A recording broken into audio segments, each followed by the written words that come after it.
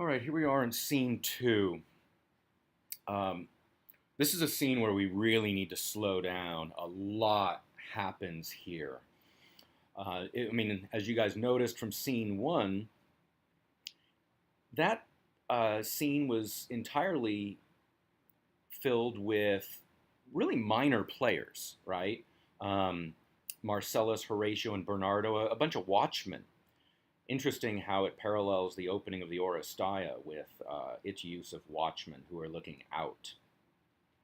Um, this scene, too, is now where we get to see the royal family, the main characters. It's going to be our introduction to the new King Claudius, his queen Gertrude, the young Prince Hamlet, and as we'll see as we go through it, this appears to be formal um, the formal address that the king has given since taking the throne. Okay, so we know that the old King Hamlet died, and now there is a new king. The first speaker is the king. Okay, this is our King Claudius. And now we learn something right away, that Hamlet was our dear brother, and he's the one who died. Now, notice you got to get used to the fact that the kings and queens will often speak in the royal we. That doesn't mean they're talking plural. That means they're just talking about themselves and identifying themselves with the state. So, more naturally, you would say this, though yet of Hamlet, my dear brother's death. Okay? The memory be green. All right? Look at that word green there. And think of what it can possibly connote. Certainly, it suggests that the memory is recent, right? Green in the sense of having just happened, being kind of a new thing. But there's also, I think, the association of green with a sin.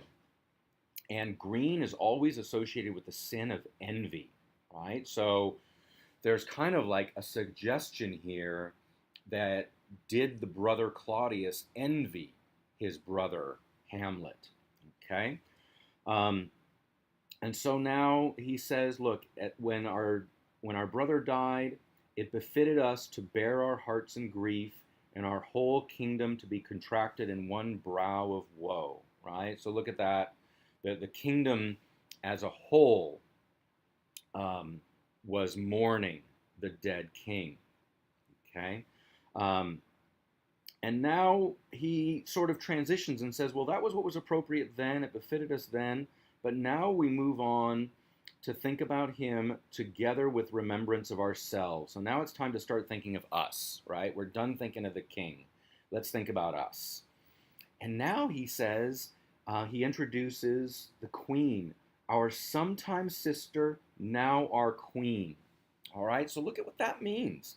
That means that Claudius, the brother of Hamlet, has married his brother's wife.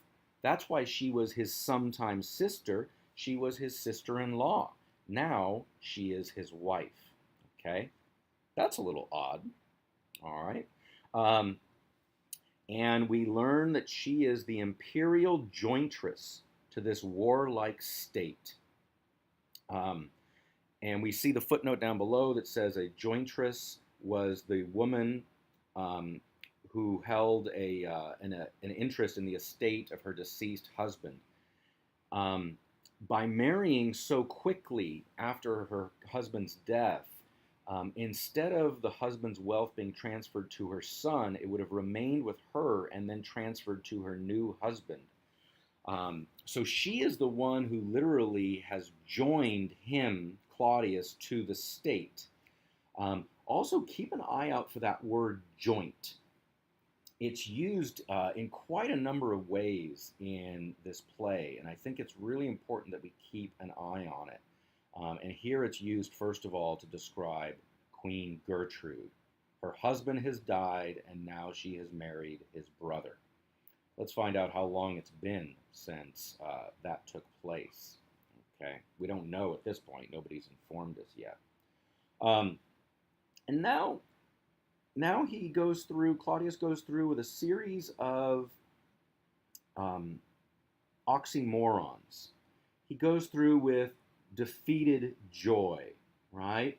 Um, auspicious and a dropping eye. So like an eye looking upward, an eye looking down. Mirth in funeral, that's happiness in funeral. Dirge in marriage, dirge is sadness. Um, weighing delight and dole, we have taken to wife. So notice what he's saying there. He's kind of trying to pay tribute to these mixed emotions, right? I'm defeated because my brother died. I'm joyful because I get to marry his wife. Um, there was happiness in the funeral and sadness in the marriage. Happiness in the funeral because it led to a new marriage. Sadness in the marriage because it was only possible because someone died. Um, so, this is, I mean, it's not, obviously, it's not incestuous. It's quasi incestuous. Um, but, this is, I mean, notice what we've gotten here. Um, in the first 16 lines of Claudius, he's informed us that, he's the dead king's brother and he has now married the dead king's wife, right? And he is joyful about it. He's sad about his brother's death, he says. He's very joyful about this new marriage, all right? And now there's a transition. He says, for all our thanks, and now we transition to affairs of state. And we hear about young Fortinbras. And there's a recounting of the wager between old Fortinbras and old Hamlet.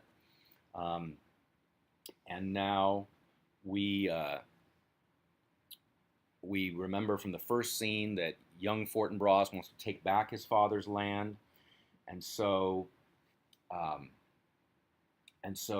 Claudius says, "I have a letter I've written to Norway, uncle of young Fortinbras, who is impotent and bedrid, scarcely hears of his nephew's purpose to suppress his further gait herein."